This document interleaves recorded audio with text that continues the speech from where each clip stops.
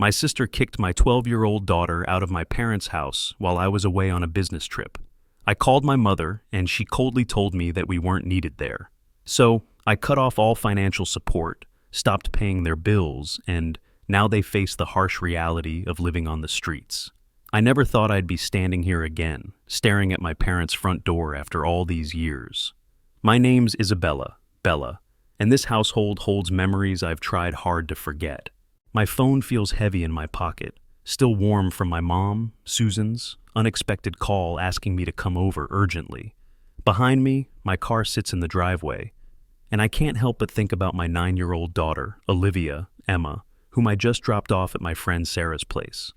It'll only take a couple of hours, I had told Olivia, trying to sound more confident than I felt. The last time I spoke to my parents, Susan and Robert, was at my grandmother's funeral 3 years ago. Before that, it was that devastating day when I was 18, when they chose my sister Tiffany, Lisa, over me. I still remember standing in this very spot, tears streaming down my face as they told me they were giving my college fund to Tiffany for her wedding. "But it's my education," I had screamed. "Your sister needs a proper wedding," Susan had said firmly. "You can take out student loans like everyone else." I left that day and never really came back. My grandmother was the only one who stood by me. She helped me pay for community college, nothing like the prestigious university I had dreamed of, but it was something. I worked hard, earned my degree, and built my own life. The years that followed were a blur of determination and small victories. I met David, my ex-husband, during my final year of college. We got married, had Olivia, and for a while, everything seemed perfect. Even after our divorce 2 years ago, things stayed amicable. David pays fair alimony, and we both prioritize Olivia. Now, at 36, I'm doing okay. The apartment I bought with my inheritance from Grandma, God bless her soul, brings in steady rental income. Between that, the alimony, and my part-time job at Marshall & Associates, I can afford to spend plenty of time with Olivia. Taking a deep breath, I finally ring the doorbell. Whatever they want, I tell myself, I'm not that scared 18-year-old anymore. "Isabella, you came." "Mom?" Susan opens the door, and her enthusiasm catches me off guard. She looks older than I remember. More gray in her hair, more lines around her eyes. Dad, Robert, stands behind her, attempting a smile that doesn't quite reach his eyes. "Where's Olivia?" Susan asks, peering around me. "We haven't seen her since she was at the kids' party." I cut her off, stepping inside. "You said it was urgent?" The house smells the same, Susan's vanilla air freshener mixing with Robert's coffee. They lead me to the living room, and I notice how everything looks slightly worn down. The fancy furniture they bought for Tiffany's wedding is showing its age. "Would you like some tea?" Susan asks, wringing her hands. "Just tell me why you called," I say, remaining standing. "It's been years, and suddenly it's urgent." Susan starts crying, not the quiet tears I remember from my childhood, but deep body-shaking sobs. Robert puts his arm around her, and I feel my stomach tighten. "We're going to lose the house," he finally says. I wait, knowing there's more. There's always more with them. "Your sister, Tiffany," Susan begins, and I feel that familiar twist in my gut. Of course, it's about Tiffany. She asked us to take out a business loan for Kevin's business. We used the house as collateral. "Let me guess," I say, my voice flat. "Tiffany's not paying. Kevin's business went bankrupt." Robert explains, looking everywhere but at me. "Tiffany and the kids are struggling. They've stopped making payments, and we can't cover it ourselves." I start laughing, and they both look at me like I've lost my mind. Maybe I have. "So, you called me, the daughter you abandoned, the one whose education fund you gave away, to bail you out of another mess Tiffany created?" "We know you're doing well," Susan says quickly, wiping her eyes. "Your apartment, the rental income. We wouldn't ask if we weren't desperate." I stand there, looking at these people who chose my sister over me at every turn, who didn't even send me a wedding invitation, who barely acknowledged me at my grandmother's funeral because Tiffany was pregnant. "I'll think about it," I hear myself say, and I'm as surprised as they are. I need to pick up Olivia. As I drive away, I can't shake the feeling that I'm about to make either the biggest mistake or the most important decision of my life. Either way, nothing will ever be the same again. "Mom, why are you crying?" Olivia asked as soon as I picked her up from Sarah's place. My daughter has always been perceptive, too perceptive sometimes. I quickly wiped my eyes, not even realizing I'd been crying during the drive. Just thinking about some stuff, sweetie, I said, trying to sound casual. Actually, I saw your grandparents today. Olivia's eyes lit up instantly. Really? The ones from the pictures? Can I meet them? Of course, she'd want to meet them. They were her grandparents, even if they'd never bothered to be part of her life. I spent the next week wrestling with my thoughts, barely sleeping, playing out every possible scenario in my head. You're insane, Sarah told me over coffee. After everything they did? Maybe I am, I admitted, but Olivia deserves a chance to know her grandparents. And honestly, maybe I need this too, to finally face it all. So, a week later, I found myself driving back to my parents' house, this time with Olivia bouncing excitedly in the passenger seat. The reunion was strange. Susan burst into tears again, and Robert just stood there awkwardly before Olivia broke the ice by running up and hugging them both. They looked shocked, then delighted, and for a moment, I saw genuine joy in their eyes, the kind I used to see directed at Tiffany. We spent the afternoon there, and I watched as Olivia charmed them completely. She showed them her drawings, told them about school, about her friends, about the time she won the spelling bee. They listened to every word, and I saw something I hadn't expected, regret in their eyes. When they looked at me that evening, as Olivia chatted happily about her grandparents on the drive home, I made my decision. Maybe I was crazy, maybe I was setting myself up for more hurt, but I was going to help them. The next day, I called my real estate agent and arranged to rent out my apartment again. Then I called Mom, Susan. I'll help with the loan payments, I said before I could change my mind. I'm moving in with Olivia. The rental income from my apartment will go toward the loan payments. I'll help with bills too, but we need to set some boundaries. There was silence on the other end, then Susan started crying again. Thank you, Isabella. Thank you so much. Within 2 weeks, Olivia and I had moved in. I bought new appliances for the house, a fancy refrigerator with an ice maker that Olivia loved, a dishwasher that actually worked, and a washing machine that didn't sound like it was about to explode. Robert's back problems improved once he didn't have to hand-wash dishes anymore, and Susan seemed genuinely happy to have us there. Life fell into a surprisingly comfortable routine over the next few months. Susan started making breakfast for everyone, and despite my initial reservations, I had to admit it was nice coming downstairs to fresh coffee and pancakes. She picked Olivia up from school, helped her with homework, and even started teaching her to bake, something I'd never had the patience for. Robert switched to part-time work, his constant backaches finally getting better with less physical strain. He taught Olivia how to play chess, something I'd never learned, and their weekly matches became a tradition. I found myself working more hours at the office, knowing Olivia was well taken care of. Mrs. Davis, my boss, called me into her office one day. We've been noticing your increased dedication lately. How would you feel about a promotion?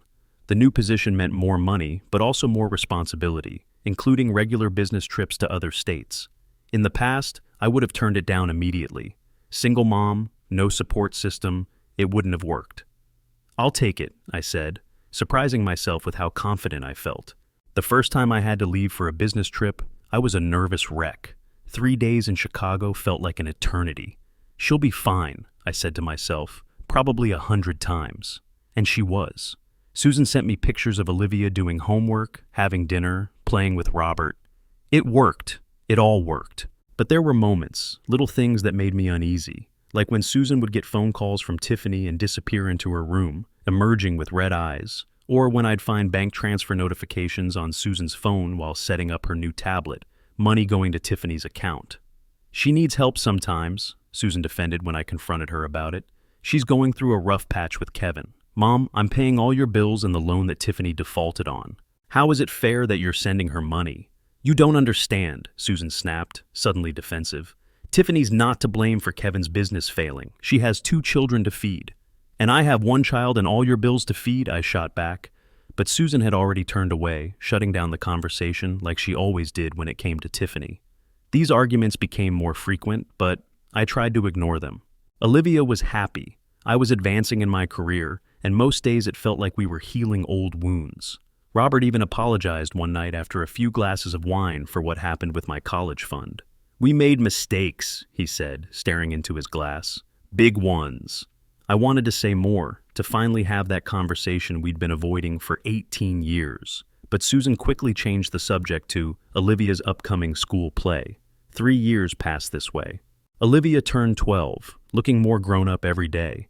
I got used to my new role at work, traveling every few weeks, but always coming home to a happy daughter. The loan payments were steady, the bills were paid, and life was stable. Then came that Tuesday evening.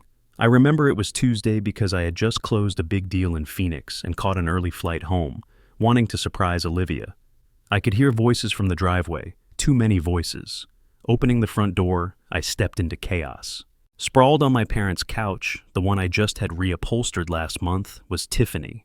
And beside her were two kids I recognized from photos but had never met, my niece, Anna, 10, and my nephew, Michael, 6. Suitcases were scattered around the living room, and Tiffany was tapping away on her phone, barely looking up as I entered. "Oh," she said, her tone making it clear I was interrupting something. "Look who's here." And just like that, I knew everything was about to change again. Only this time, I wasn't that naive 18-year-old, and I wasn't going to let history repeat itself. "I left Kevin," Tiffany announced lazily from the couch, as if she was commenting on the weather. "He's a complete loser. We'll be staying here now." I stood there, my work bag still in hand, trying to process what I was hearing. My parents, Susan and Robert, sat in their usual chairs, looking everywhere but at me. The kids, Anna and Michael, were sprawled on the floor, watching TV on their tablets. "You'll be staying here," I repeated slowly, "in the house where I pay all the bills and the loan that you, Tiffany, defaulted on?" Tiffany's face flushed red.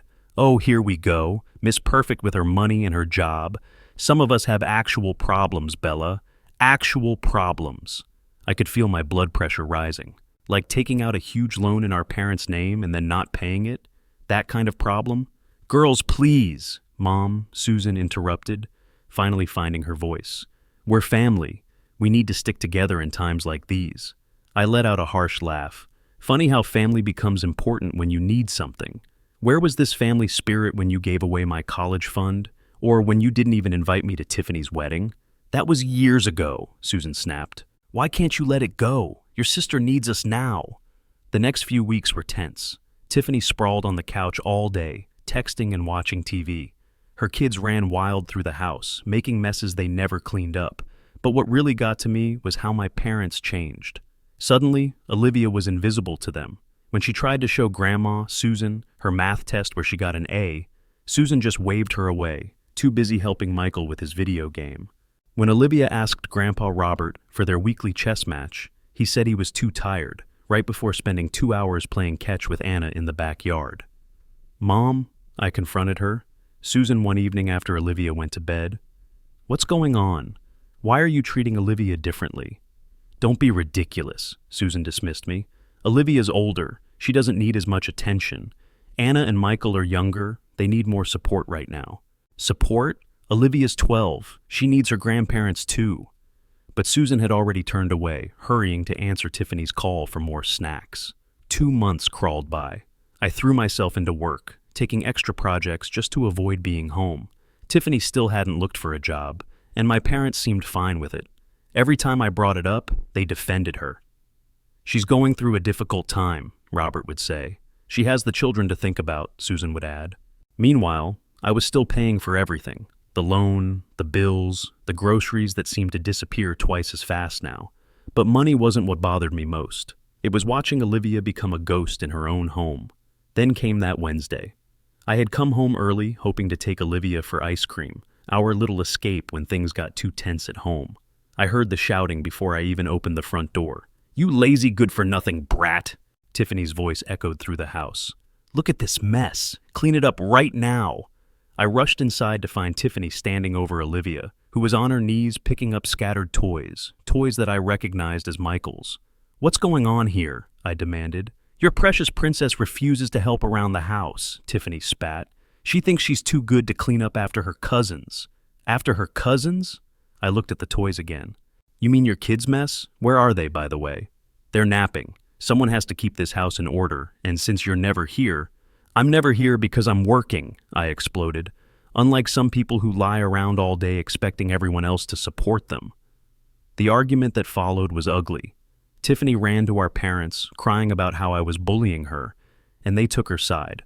Of course, they took her side. "Isabella, you need to be more understanding," Susan pleaded. "Tiffany's children. What about my child? I interrupted. What about Olivia?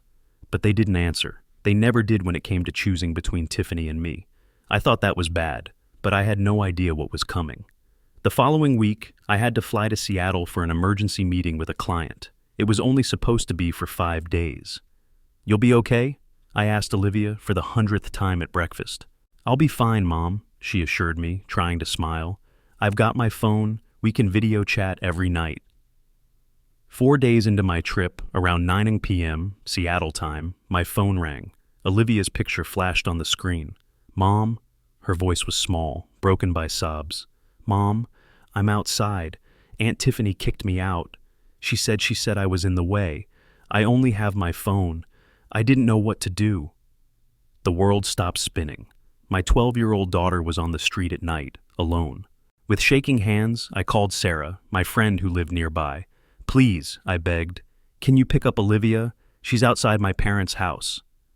Then I called Tiffany. She answered on the 5th ring, sounding annoyed.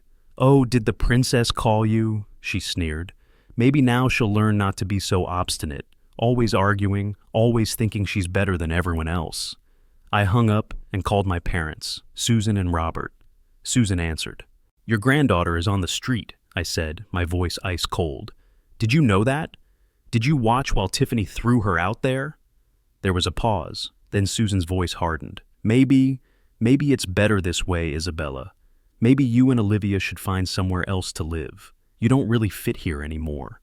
In that moment, everything became crystal clear. Some things never change. Some people never change. You're right, Mom, I said quietly. We don't fit there. We never did. And I hung up and booked the first flight home. It was time to end this cycle once and for all. The flight home was the longest 5 hours of my life. Sarah sent me updates about Olivia every half hour, but I couldn't rest until I could hold my daughter in my arms. When I finally got to Sarah's house at 3 a.m., Olivia was asleep on the couch, tear tracks still visible on her cheeks. She told me what happened, Sarah whispered as I stroked Olivia's hair. Bella, it's worse than you think. According to Olivia, Tiffany had been treating her like a servant for weeks, making her clean the house, cook for Tiffany's kids, do their laundry. When Olivia finally stood up to her, saying she needed to study for a test, Tiffany lost it. Get out! Tiffany had screamed. Get out of my house! It's not your house, Olivia had replied. My mom pays for everything. That's when Tiffany grabbed Olivia's arm and physically pushed her toward the door. My parents, Susan and Robert, watched it happen. They watched and did nothing. I let Olivia sleep and spent the night making calls, first to my rental agency, explaining the situation and asking them to help me end the current tenant's lease early. Then to my lawyer, asking about my rights regarding the appliances and furniture I bought for my parents' house. And finally, to a moving company. The next morning, I took Olivia to breakfast at her favorite diner. Baby, I need you to be honest with me, I said, watching her pick at her pancakes. Has this happened before? Has Tiffany hurt you before? Olivia's silence told me everything. She said I was spoiled, Olivia finally whispered, that I thought I was better than her kids.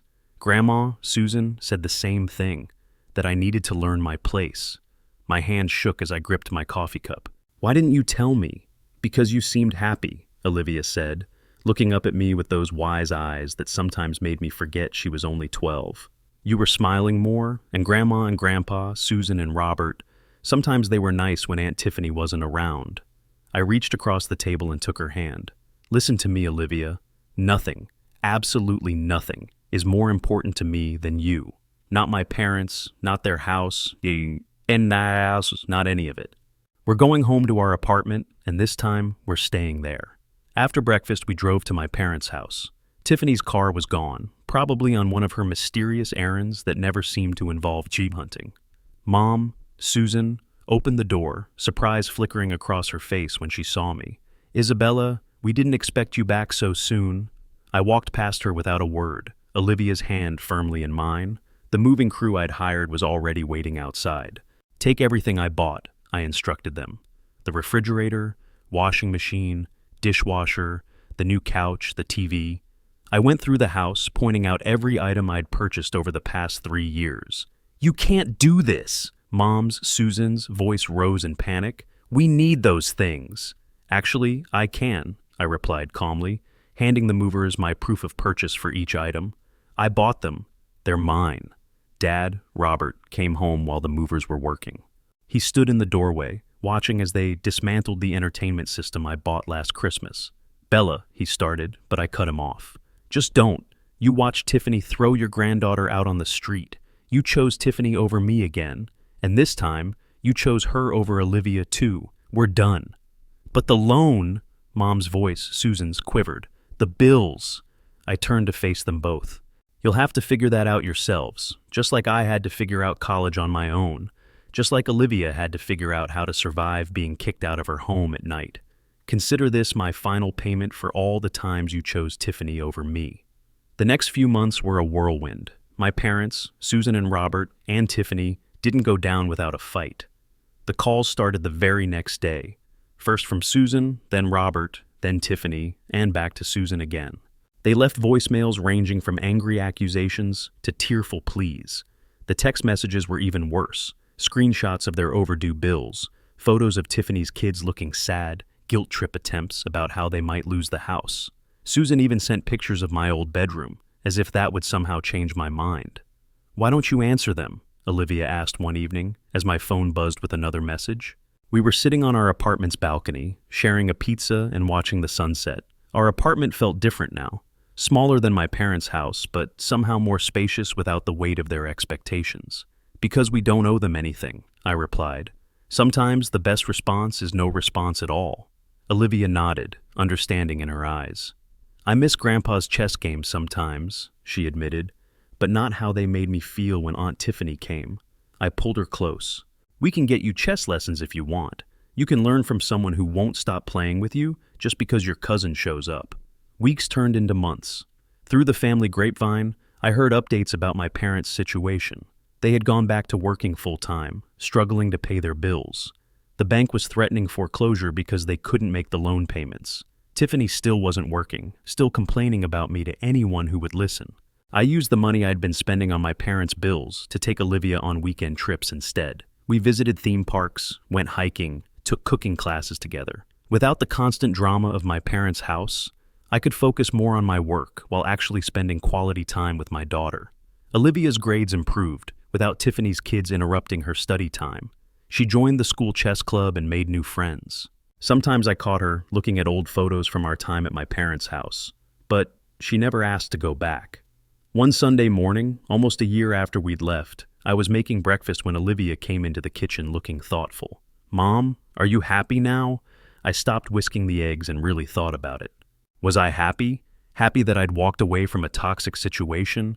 Happy that I'd protected my daughter? Happy that I'd finally broken free from the pattern of always putting Tiffany first? "Yes," I said, finally. "I am." "Are you?" Olivia smiled that bright, unworried smile I hadn't seen in years. "Yeah, I like it being just us." Later that day, I deleted all my parents' numbers from my phone. I kept their voicemails, though, stored in a folder labeled "Never Again." A reminder of why we left in case I ever started to doubt myself. I heard through relatives that the bank finally foreclosed on my parents' house. They moved into a small apartment, and Tiffany found someone else to mooch off of. Her new boyfriend, apparently. Sometimes, I wonder if they ever really understood what they did wrong, or if they're still telling themselves that I'm the selfish one. But honestly, I don't care anymore. Olivia and I might be a small family, but we're a real one. We travel when we want, laugh when we want, and never have to apologize for taking up space in our own home. The money I used to spend on my parents' bills now goes into Olivia's college fund, and this time, nobody's going to give it away for someone else's wedding.